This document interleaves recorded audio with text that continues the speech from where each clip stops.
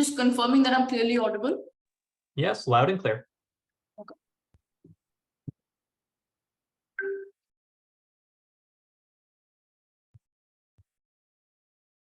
Panel, the decisions that we make in the world affect people we care about. This creates the most amount of regret at the point at which we cannot make good decisions for the people we care about. We prevent the distress on our side. Extremely proud to stand on OG.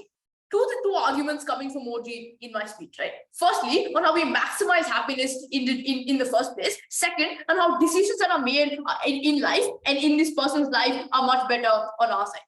First, a crucial point of framing. What happens when you actually eat this bagel in the first place? It means you know everything only about yourself, i.e. you know the consequences of decisions you make, you know your identity, things like that, but only about yourself. It's not that you know everything about the world in the first place. First argument there on how happiness is maximized on our side of the house. The problem that happens occurs in opposition is threefold. One, when you make bad decisions, there's sudden disappointment. You feel bad about yourself. You feel a sense of regret that you made those bad decisions in the first place. Or note, often these decisions are made in things like relationships, so you don't want to harm the other person who's involved in the first place, but because you lack the capacity to make good decisions at certain points of time, when you make those bad decisions, there's an inherent amount of regret that you feel in the first place. Second thing that happens is that there's some sort of anxiety, right? Because the consequences of the decisions you make are always unknown, i.e. you don't know what's going to happen after you make a certain decision. So there's always anxiety of after you implement the decision about what will happen, what the decision will lead to in the first place.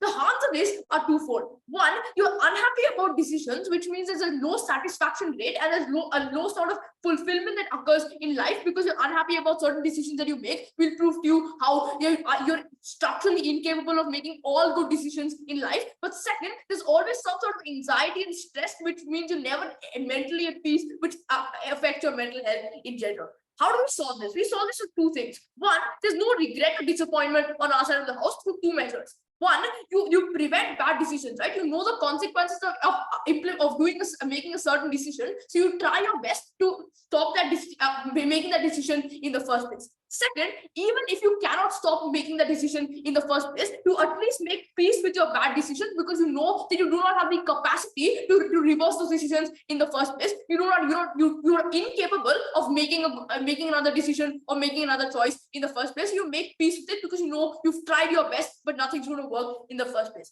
Second way in which we solve this is just no anxiety, right? You know exactly what will happen once you do something, you implement a policy, you make a decision, things like that. So there's no sort of anxiety as to what will happen after you've done something in general. Second argument on how you make better decisions on our side.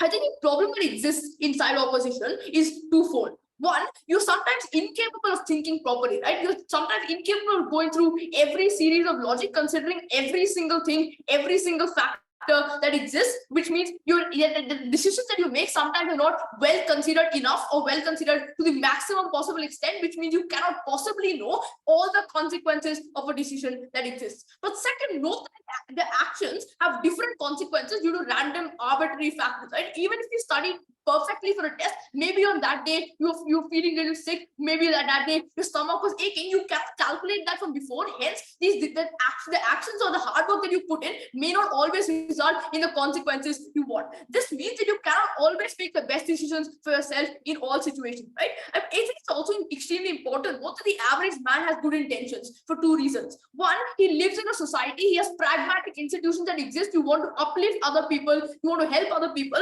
But B, you live in a society and have positive interactions. This means that the average man has a net good value. He has positive intentions in society. So even though he has good intentions, he's incapable of making good decisions.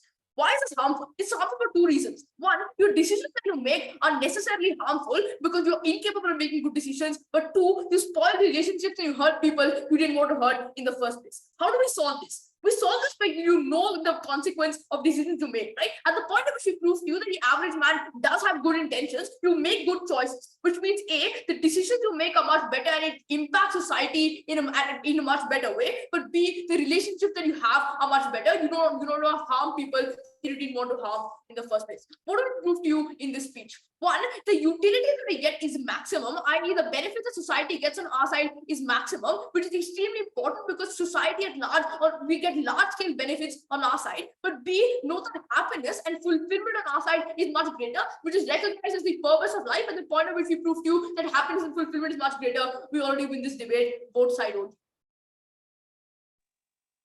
Brilliant. We thank the speaker for their remarks and call upon the leader of the opposition to continue this debate here. Alrighty, awesome. So yeah, I'm Andre. I use he, him pronouns, POIs, however you want, doesn't matter, no preference. All right, awesome. Thanks, Jared. All right.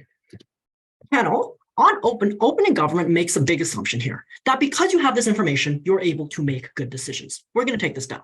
First, then some framing. I think it's important to realize we still have an element of rationality on our side. It's selectively applied, right? So some decisions then would require more consideration than others. And we're willing to accept, obviously, that in the status quo, human rationality is not perfect. Now then, moving on to refutation. Opening government stakes their entire case on the claim that you can make good decisions. Why do we not think this is true?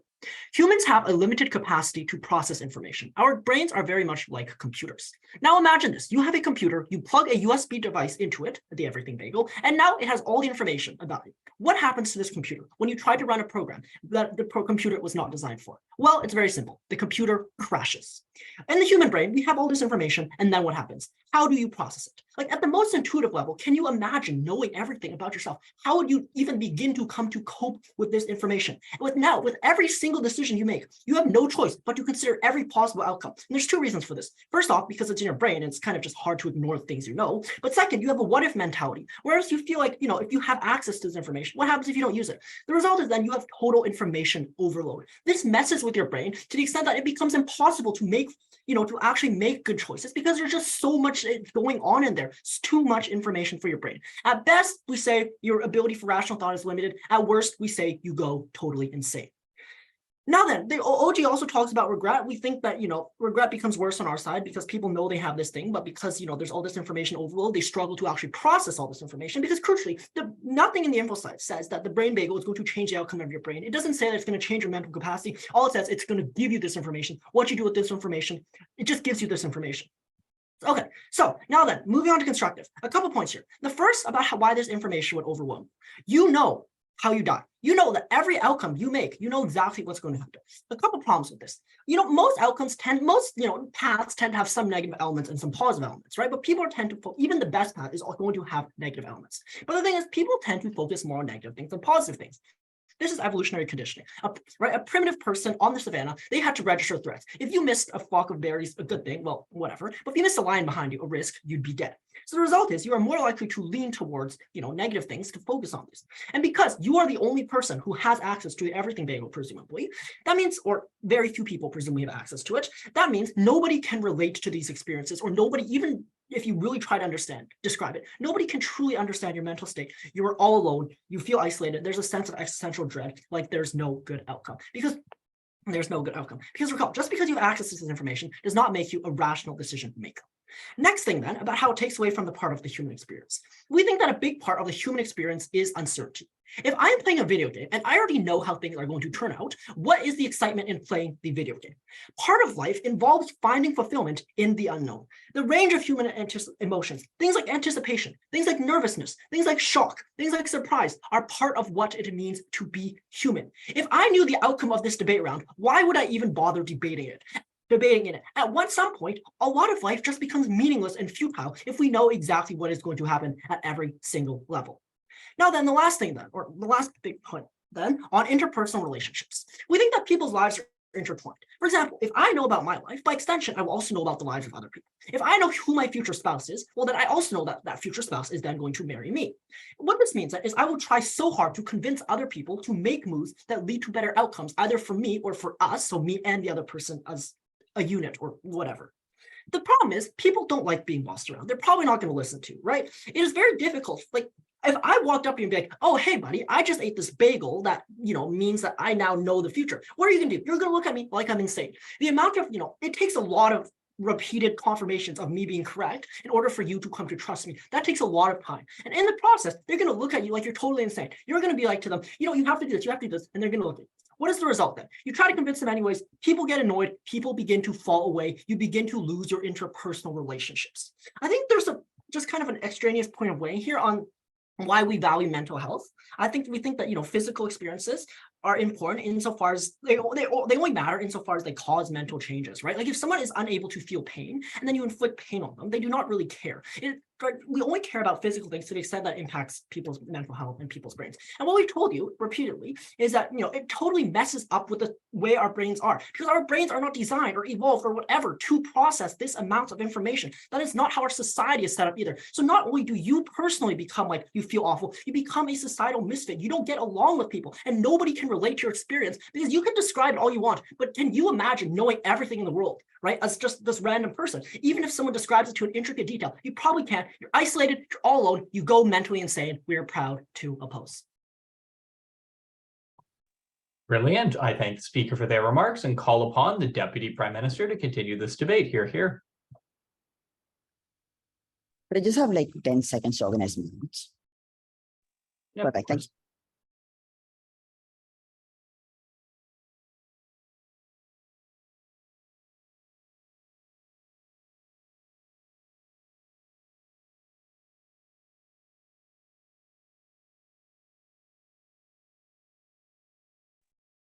Perfect. Am I audible and visible?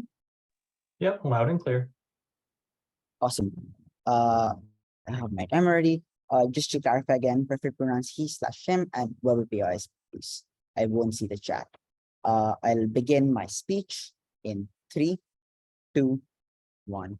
Go. The biggest assumption that I get at the start of the speech from OO is this idea of information overload that messes with your brain. And I think they just try to frame the motion differently at the point at which that they've already lost the understanding of the motion. Your brain isn't overloaded by the fiat we already have because you know the answer to every decision. The difference in this motion from gov and opposition is that how you use that information. And we already proved to you in my first speaker speech that the way you use that information, even if it's not good, is rational at best. And I'll prove this again. 3 things then again as PPM. First, rebuttals to OO. Second, proving why principally it is still justified for you to make a decision. That is to say, irrespective of any practical impacts we have, we still win. But thirdly, weighing over on the most charitable case, and why we'll weigh over anything our closing even tries to mention. So let's first start with rebuttals, right? I think this whole idea of humans not making rational decision won't really work. And this whole idea of humans having a limited capacity to precede information does not necessarily work, right? And we give you this in our PM speech, I'll explain 4 reasons why this doesn't work. I think first, we can prove why an average person is good because society has pragmatic institutions to prove the reason why an average person is likely to be good. That is to say, like even in war-torn countries, something I think my PM also tries to mention, there are pragmatic institutions that always exist to help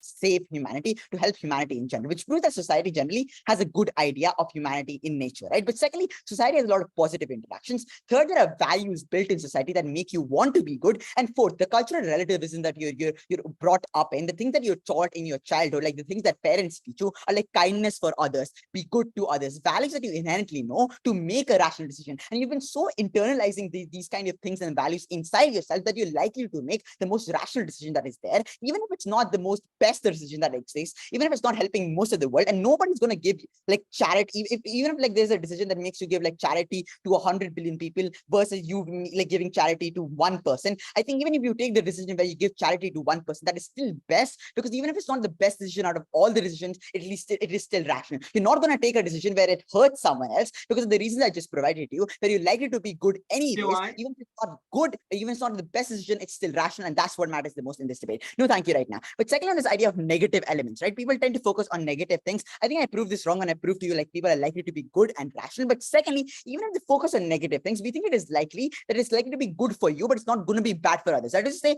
I think what these negative things look like is for like me to get a promotion in a job, but I'm not going to take something that is going to hurt anyone else. Right? It's likely to do like the decision that I take is good for me as long as it doesn't hurt anyone else. That's the thing that is the negative element that OP is trying to portray to you. But we think like you're not going to take a negative negative element in and of itself, which hurts other people because that decision is too negative in nature for you to take because of the reason I proved to you where you're likely to be good anyways, right? So even if it is like a negative, we think the negative thing that exists anyways is the negativity which only helps you, but it does not hurt anyone else. That's the negative that won't exist inside government. So even if it's like negative in nature, it still helps you as long as it doesn't harm others. That's still rational, right? And this whole idea of excitement being lost, I think first this does not work because life does not become meaningless when you know the answer to everything. It means you just have achieved satisfaction. But second, you're trying to live that outcome in the real life. That's the excitement that still exists, right? You have to process and live that in real life. You know everything, but you haven't lived it, and that's the excitement you still have anyways, right? But last on this idea on people will find you're insane doesn't work for two reasons. I think first,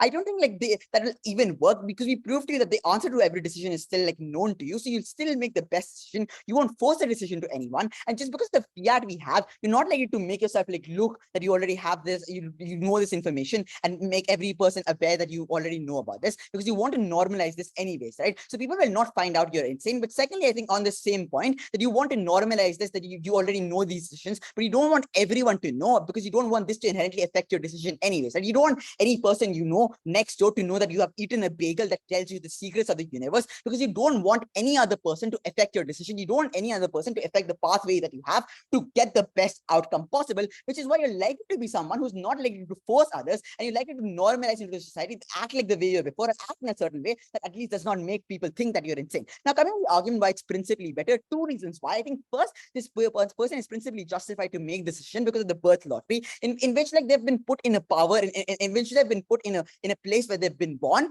irrespective of whatever decisions they make. We think it's still likely and justified for them to make any decision, irrespective of any practical benefits they get because of the birth lottery, putting them in power and putting them in a place where they face different struggles. And even if they haven't faced different struggles, even if they are a rich person, we think it's justified for them to do this because they've been put in a place randomly and nobody decides that for them, right? But second, I think religion also persecutes the personal and the accomplishment of personal truth. And the idea that religion already persecutes for this, like nirvana and Buddhism, moksha and Hinduism, all of this already is taught to us internally, which means like a person going for something like this is not actually wrong because that is something that they already know, something that has been taught to them from the culture that they live in inherently, and something that seems normal to them, which is why it seems principally justified. Like even the most charitable, I think we affect the most vulnerable in the way. When we talk to you in our PM speech on why it brings positive relationships, we talk to you how it helps you make the best decision rationally, and we tell you how even if it's not the best decision, it's still the most rational decision. And for all of these reasons and so many more, please vote for site opening government. Brilliant. I thank the speaker for their remarks and call upon the Deputy Leader of Opposition to continue this debate. Here. All right, just a second. I need to set up my timer and also plug in my laptop.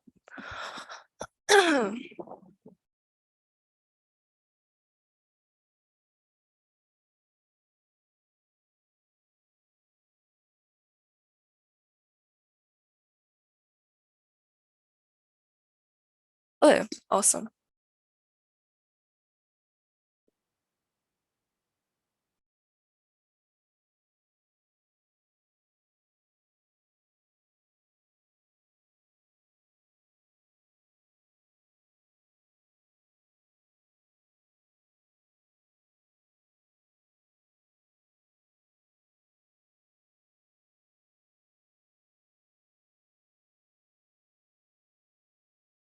Sure, you know everything, but the more you know, the more burden there is on you.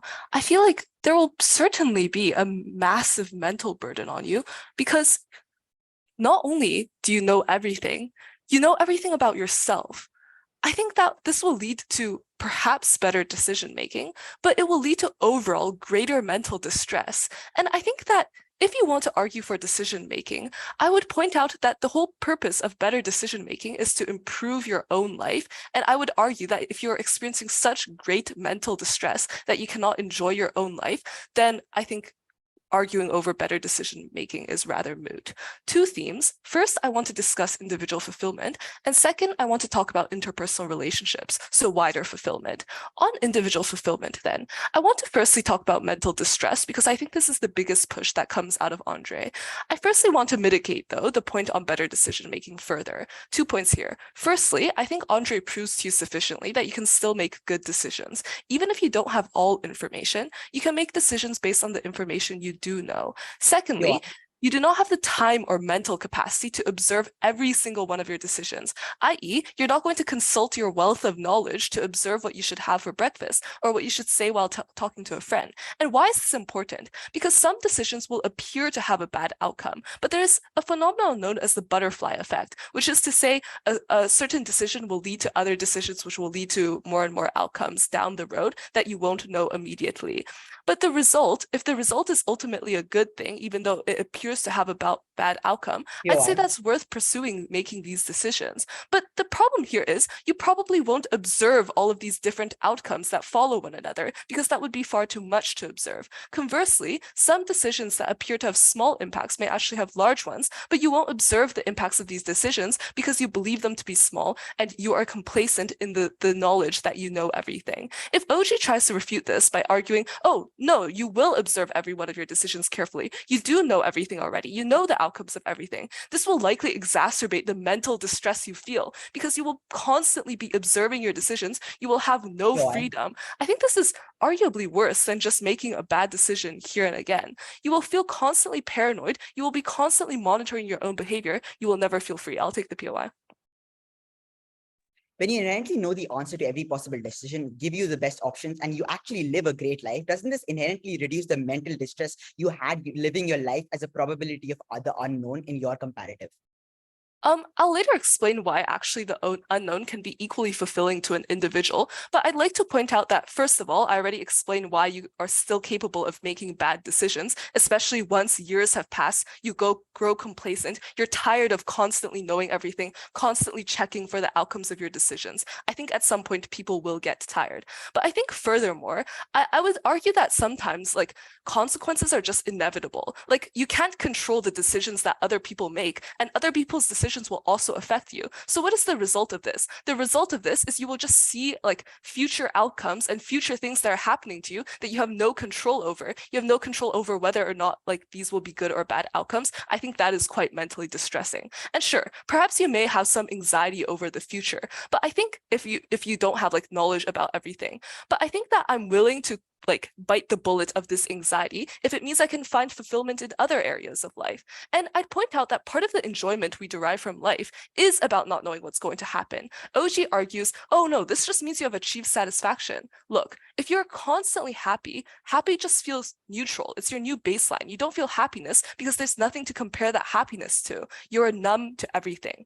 The second theme is wider fulfillment. I want to quickly address their argument on society. I want to note that while the average individual probably does have some concern for the well-being of society, I'd point out that the primary metric you should weigh this debate on is the benefit to the individual. But furthermore, as Andre suggests, people aren't likely going to listen to you just because they have their own opinions, experiences, and rational thought. Therefore, the impact you have on wider society seems rather marginal. Then, I want to chat about interpersonal relationships. There are two facets to this. First, no one will be able to relate with your struggles. This is uniquely isolating. You feel alone. Perhaps you may even feel resentful of people who don't understand you, and perhaps even a sense of superiority will emerge because, I know everything, you know nothing. Second, lives are intertwined. You will try and meddle in other people's lives to benefit yourself. I think Andre already touched on this, but furthermore, you will have expectations of people who exist in the present, and even if you know that you will have them in the future, you will still feel lonely. Like imagine you have knowledge of a game, and then you are teleported back in time to before that game exists.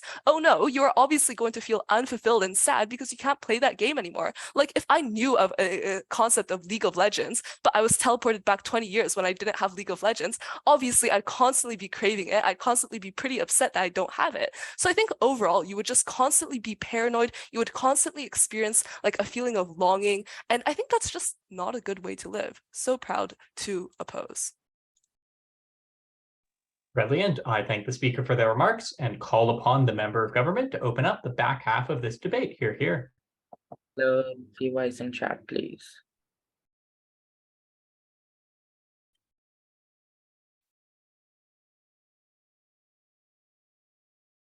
CG will win this debate by firstly proving why this is better for society, and secondly for the individual mechanizing far like more than opening government. Opening opposition tries to say that this debate is not about society, but it probably is, right? Because utility to an individual as compared to utility for an entire society, obviously we're going to favor utility for the society, right? Because that's the point at which you're able to maximize utility for individuals. Why then do we get a lot more utility for society on our side? The first thing I want to prove is that it is just true that people will listen to you. Why? Because you can claim that you eat in the bagel, right? A lot of religious people are likely to see you as divine, right? Because people often want someone like that. They want someone who knows everything, right? The so-called Messiah who has all the answers, because that's what the Bible has told them. Second, it's such a shocking story, right? That you likely get things like attention and fame, right? People here will at least hear your message to the very least. I'll prove why that's good. But thirdly, when you get prediction after prediction correct, people will have to trust you and believe in you. They'll be like, this guy is getting things correct. He's probably on to something.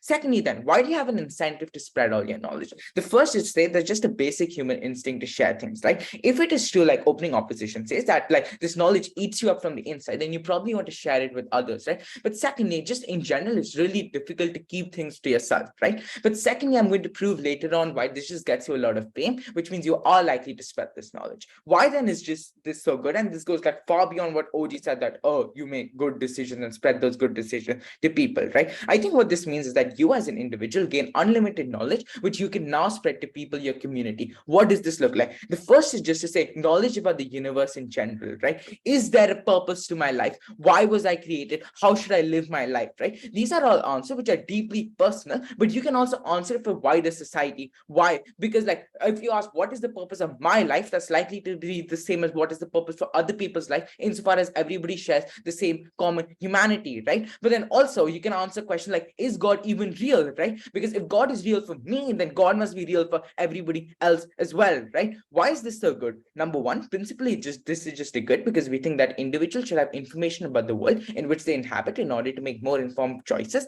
Secondly, this probably just like stops a lot of really divisive debates in society. But thirdly, I think a lot of people do genuinely think about these existential questions and like feel useless in society when they're like, is there even a purpose to my life? Note that even if we like just get our friends, even if we just get our community to believe in this, the impact is still larger than anything like OG runs on individuals. Secondly, and this is really important, you're able to understand yourself a lot better, right? I think this is just an a priori good for reason, which I'm explaining. But more importantly, you're able to spread those learnings and teachings to others. Why? Because it's very likely that you understand some things about yourself which are fundamental to human nature, i.e., who am I? Where does the brain reside? Am I the body? Am I the soul? Am I the brain? How should humans act in order to be the most happy, right? So what this means is that you're these common truths and knowledge to people. But secondly, even if there is nothing common per se in like opposition's best case, you're able to know the techniques by which you get to know yourself better. Does introspection work? Does like, I don't know, any scientific technique work, right? You're able to do things like evaluate current metrics of like psychology and stuff and whether they work, right? But thirdly, you can probably just be used as a test subject in like experiments, right? And by virtue of that, they can probably extract information from your brain. But thirdly, you're able to make predictions for the future, right? Even if the slide, like info slide doesn't give us to say we can make predictions like for all actions in the future, even by making predictions for your actions in the future, you can ascertain a lot of things, right? Like for example, you can go in things like drug trials, will it work or not? But also I think you're able to apply this unlimited knowledge into making things like new technology, insofar as you're able to ascertain whether it will work or not, because you have like ultimate knowledge, they know the outcome of every decision you make. This wins us the debate. But secondly, let's chat about individual things. The first thing I want to note is that we're going to take over at their best and say, okay, you like tell this thing to everybody that you have eaten this bagel. I think this gives you a lot of fame. Why? Because you're unique. People want to like host you in things like media outlets. People want to host you in things like talk shows, because that's the point at which you are different. So people are interested in you, right? So you get a lot of fame, and by virtue of that, you get a lot of money, right? They say you lose relationships, but literally, I think you can just make decisions to get those relationships in the first place. But secondly, we flip this and say that more people actually want to engage with you in the first place because you are so unique. Secondly, I think understanding yourself to the max is really, really good. Something that OG never talked about. Number one, the only way you can like understand what actually makes you happy and thus do actions to do that is to understand yourself, right? Look, panel. Currently, we do a lot of things that society tells us us, and those things don't like necessarily make us happy, right? But also it's really hard for us to ascertain our desires, what makes us happy, which means on our world, we can do action which make us happy. Secondly, it's in our world when you no longer need things like external gratification and are content in yourself because you really understand yourself. Thirdly, I think you just get a lot of self-growth insofar as you understand yourself. But fourthly, I think knowledge about yourself is an a priori good because it's part of the human condition. Lastly, I think you just feel a massive sense of peace and are able to live in the moment insofar as you don't need to constantly plan for everything, right? Look, I know I will get good food in the evening, but that doesn't make me less happy when I eat that good food, right? And this is engaging with opening opposition, right? But secondly, I think bad surprises are right, because that's probably like we make you like invulnerable to all these like negative shocks. Both CG. Brilliant. I thank the speaker for their remarks and call upon the member of opposition to continue this debate. Here.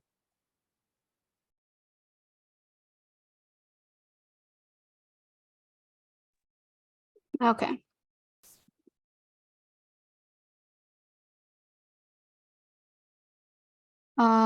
Starting in 3, 2, 1, go. Panel, humans are emotional creatures that act on their desires and beliefs. When we eat the bagel, we think what's going to happen is a lower quality of life and cognitive dissonance that creates stress and just mental guilt that's going to follow every single action you take. Let's start with some framing, refute CG, and then go into my extension. Firstly, if you eat the bagel, obviously the burden is that you'll believe that the best way and the only way to live your life must follow the bagel, considering the bagel is all knowing and it's going to tell you the answer to everything. So what's the pain that occurs then? When the decisions we make, which might not always be the best decisions, as I told you that humans are emotional creatures, don't line up with this prophecy that the bagel tells you, which is the only and best way to live our life, we get cognitive dissonance and a lower quality of life because the things and actions that we pursue don't actually line up with what our desires are. Meaning that humans are emotional creatures that learn from experience. And just because we know something is better for us or that our life must look like XYZ doesn't mean that we actually believe in it. So when CG tells you there are two arguments about how we can feel more meaningful, how we can have a better understanding of ourselves, note that these philosophical understandings of oneself doesn't always achieve peace, and it often doesn't line up with the typical stakeholder who are often just selfish people who learn through experience and emotion. They give you a very unrealistic stakeholder of a very stoic, just peaceful person that would just take everything the bagel tells you at face value, when in reality, people don't really operate like that. Let's go into the extension then. Let's talk about the discrepancy between the objective, who you are / what your life should be versus what you actually believe in. This will operate on two levels, one on identity and two on life events. For example, if the bagel tells you that you won't find true love or a suitable person, this tells you that your identity as a person is that you're somebody who can't find a romantic partner. What are the impacts of this? One, you internalize the outcomes and your decisions become complacent or always derived from the bagel's decisions, meaning that your truth outweighs hope and acceptance will always supersede action. All the decisions you make will always be based on the bagel, and any type of hope or action pursuing certain things that the bagel already told you was hopeless will never be, pursued. So for example, every relationship you pursue will be tinted by this belief that you're not deemed for true love, no matter how right it feels in the moment, no matter how much you love that person. The idea that you're daunted for a life without love will always loom over you and will always, be in control over every relationship you have. And you're never truly going to be happy because you never really believe you can achieve happiness within a relationship. What is the impact of this personally? This is where we weigh over opening opposition, because life tells you about how the knowledge, because op tells you about how this knowledge makes life meaningless. We're going to go further and impact how life becomes actively unenjoyable and your quality of life diminishes. This is where we go into this idea of cognitive dissonance, which is when you pursue actions that you don't actually believe in, your brain needs so much more effort to actually exhibit these behaviors. So when you really love this person and you really believe that they're the right person for you, but then you remember that the bagel tells you, oh, you'll never find true love, and you kind of just end it off because you're like, okay, well, if the bagel tells me, I can't find true love, it makes these decisions so much more exhausting. It makes these decisions so much more stressful, and it just makes your life so much more unenjoyable because you're faking decisions that you feel like should be good for you, but you don't actually believe in. Why is this true to happen on our side of the house? Sure. So the comparative on your side is you still try to find your true love, but you constantly keep on failing. We think that these negative shocks are much worse than when you know that you're going to fail to find a true love, and therefore you can accept it and you can find satisfaction in your life and live in the moment.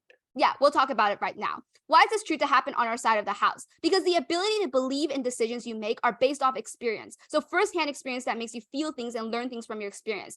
Even though you tell us that pursuing heartbreak is a net negative, we're going to tell you why that's better, because you actively learn from the experience that, because I went through heartbreak after heartbreak, I now know that I'm not somebody who wants to be in a relationship anymore. We think that this is a lot better because then you actively make decisions. You have the autonomy to decide, I don't want to be in a relationship anymore because I learned that heartbreak has, ruined me. And that's the reason why I don't want to pursue a relationship, versus just the idea that you don't want to pursue a relationship because a bagel told you. That's not something you can actively believe in. That's something that gives you stress. It makes you unhappy and it removes any autonomy you have over your life. But let's talk about life decisions, which is the idea that knowing the impact that your decisions have on other people puts this huge amount of guilt onto your decision.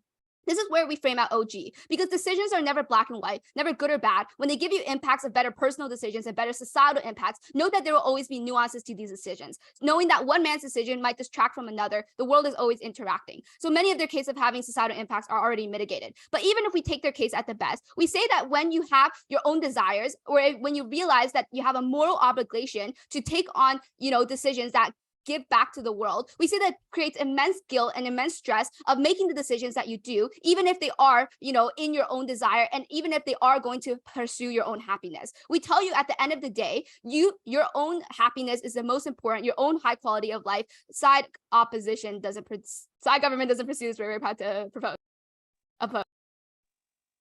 Brilliant. I thank the speaker for their remarks and call upon the government whip to continue this debate. Hear, hear.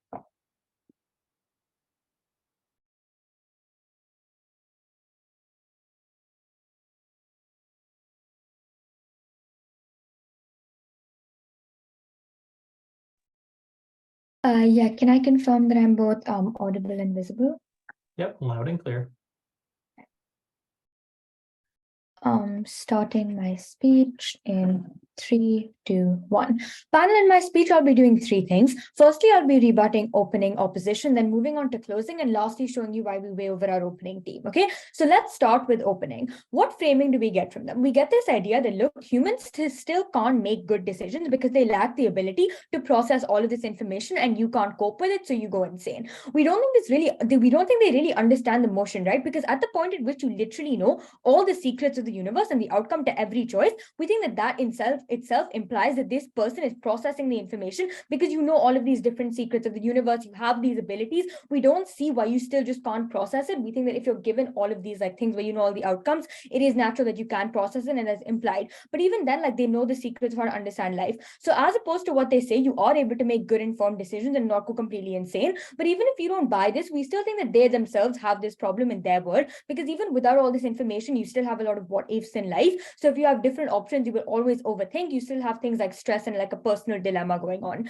Then they come and tell us that, look, there's a problem with so much knowledge because you will always focus on negative thoughts more than positive thoughts. So even in their world, people will always focus more on the negative than positive, because humans do this so that they're like, okay, the absolute lowest I can go right now is this, so I need to acknowledge this. And they do this so that they can prepare themselves for failure. This problem exists on both sides of the house. Now, why do we think that it's worse on their side? At the point at which they have no idea what the negative outcome can be, this lead to a very degree of negative problems, which is an exclusive problem on their side. Since they no longer know the outcome while they're taking the negative, they will focus on the worst degree of it. This argument is done taking their own characterization. Now, they then come and tell us that, look, this takes away from the human experience. Part of life is in finding fulfillment in the unknown. Here's when we flip this and say that if they know what the outcome will be, they will be more relaxed while they make decisions and note the info sets as outcome, right? So you still don't know the exact journey, but even then we would want to flip this and say that I think they themselves contradict themselves when they say this, because you don't need to have all of these different nuances to be able to lead a peaceful life. We think they're the side that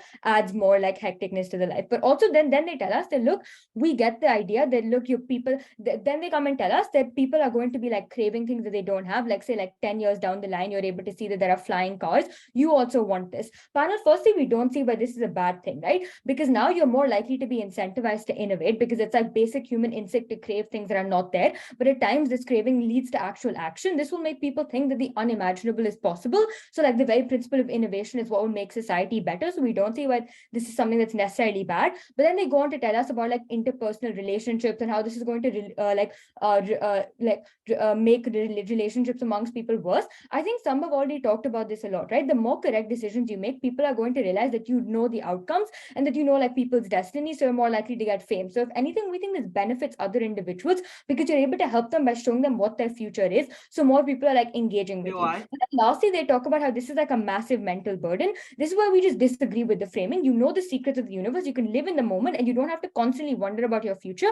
I think they contradict themselves. And like another flip is that you're no longer part of the hedonistic treadmill. You don't need to work for 100 hours a day. You can like say win a lottery or something. Like I know this doesn't sound fancy as what debaters like to think, but you literally become rich. So you no longer do things that compare yourself to others, and you no longer care about what your material conditions are. And here we take O at their best. Before I move on to closing, I'll take that POI. If it is true that you can give everyone all the information that they want about themselves as well, don't you think that at some point someone is going to try to kidnap you, China, Kim Jong-un, a criminal gang, and try to violently force you to turn over that information to them? Yeah, but I think at the point at which you have all this information, it's like a huge leap to say that one person will want to use this negatively to harm so many people. Because I think we also talked about how you like people can get fame from knowing that they've eaten this bagel. So I think people are like actively know that you have all this information. So it's not as easy for you to like manipulate people with it. But then like more importantly, closing also comes and talks about how, look, in our world, you're able to learn from your mistakes. And even if you fail, you now know your mistakes. Firstly, we don't think this is like an exclusive benefit, right? Because we think like this is just like wrong. You don't feel like the bagel is making decisions for you. You are making decisions for you. Just the knowledge of what will happen, and you know the knowledge of the universe, and you will know their outcomes. So their best case is like learning more about yourself. We think that like you feel a sense of peace and are able to live in the moment in our side. So when you know what happens, that's when you can enjoy your life. You don't constantly plan for ahead, and like you don't like, I know like I'll eat good food in the evening. That doesn't mean I'll be less happy. I think like bad surprises are the worst kind. This is to say you expect to find like a romantic partner, but time after time you fail to do this. That's when you feel like you're a failure. On our side, A, people don't feel the sudden shock of negativity, but two, they can find solace and satisfaction with their life without chasing like things like romantic partners because they know they can't like achieve this. Also, like we make you invulnerable to all of these negative shocks. We think this is like an exclusive benefit on our side. And lastly, I think we're able to weigh over opening because while they do touch upon society, we give you more mechs on why we're able to benefit society more, giving you more larger impacts which are able to like impact a larger group of people. With that, I conclude my speech. Thank you. Brilliant. I thank the speaker for the remarks and call upon the opposition whip to close off this round of debate. Hear, hear. All right, I'm just gonna get my timer ready.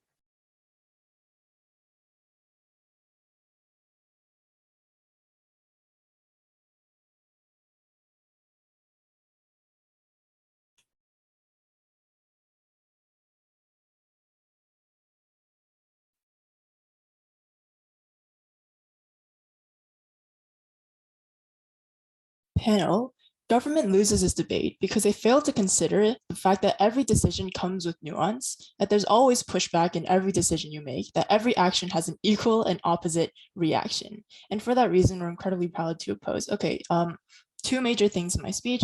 Firstly, on the theme of like a larger social impact, and secondly, on the quality of life of the individual. Okay, firstly, on the tangible impacts that will arise from your decision, so like the social impacts.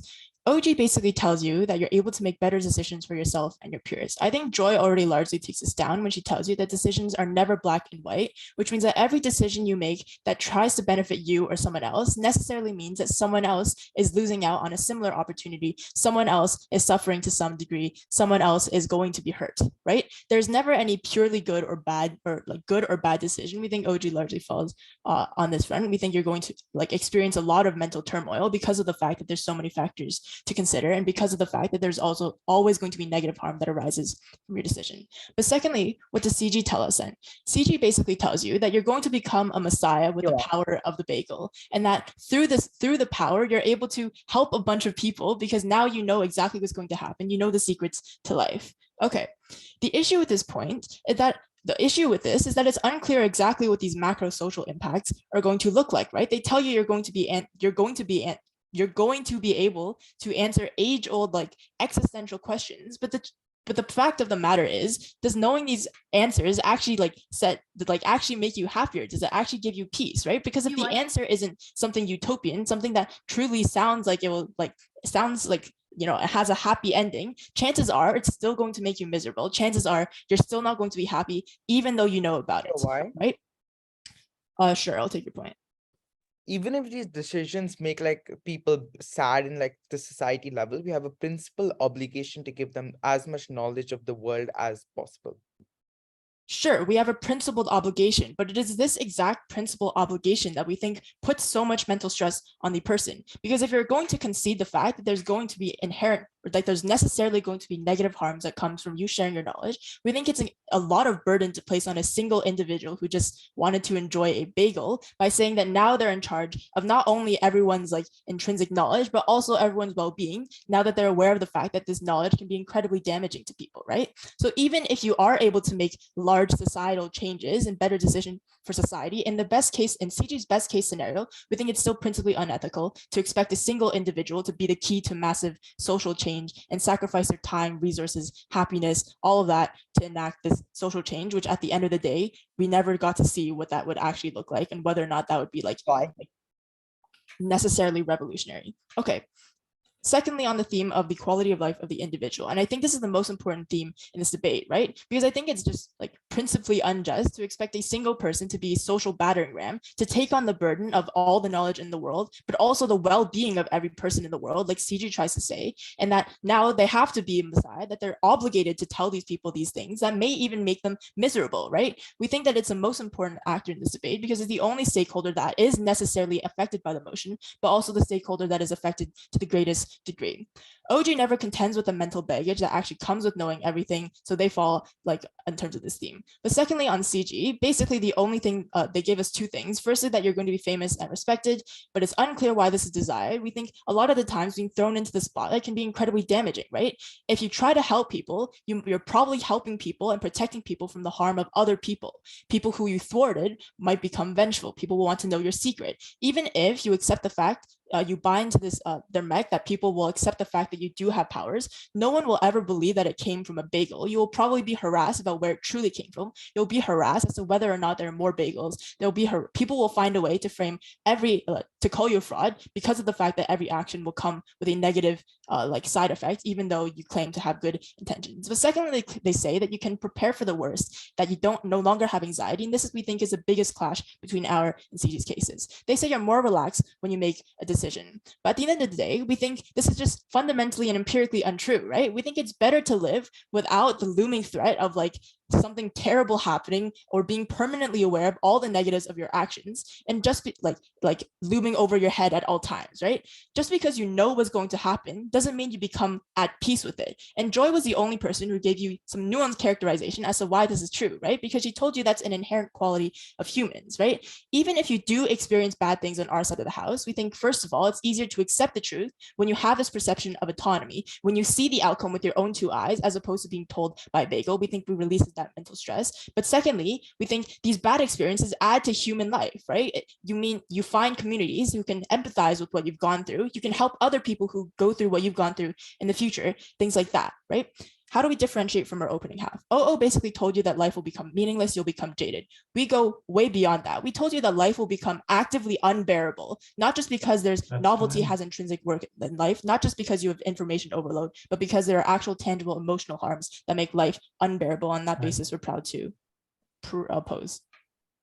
Brilliant. I thank the speaker for their remarks. Thank everyone for what was an excellent and very entertaining round of debate. What will happen now is the judges will deliberate. I think, do the judges stay back here and then, or do the judges go to like a DLib Discord channel? I don't actually know what the rules are.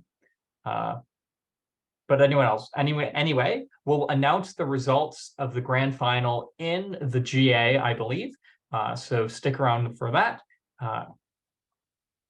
And congratulations again. Thank you for judging. Good debate.